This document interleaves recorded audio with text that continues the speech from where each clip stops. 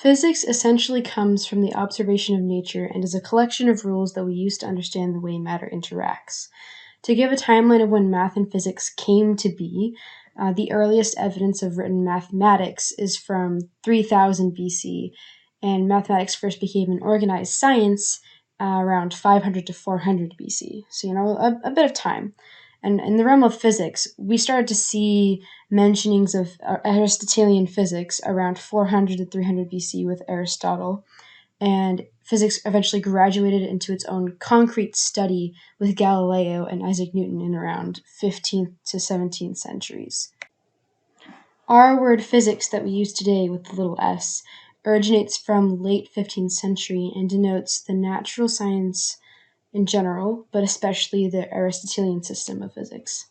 Going back, we can see that the plural of obsolete physical thing was suggested by Latin physica, and Greek physica, natural things, came from physis, nature.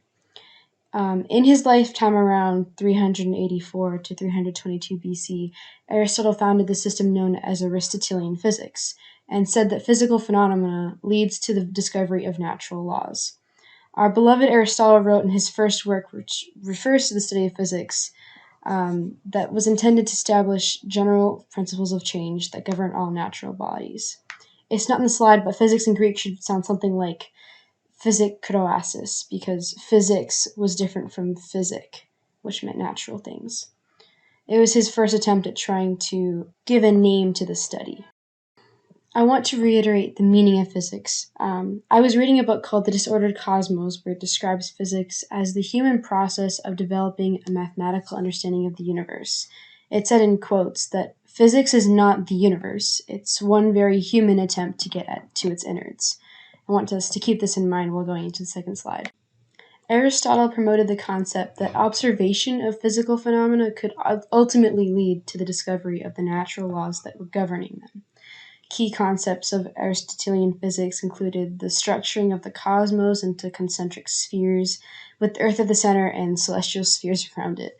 He said some weird stuff, like our planet was made from 4 elements, earth, air, fire, and water, as well as a 5th unchangeable celestial element called aether.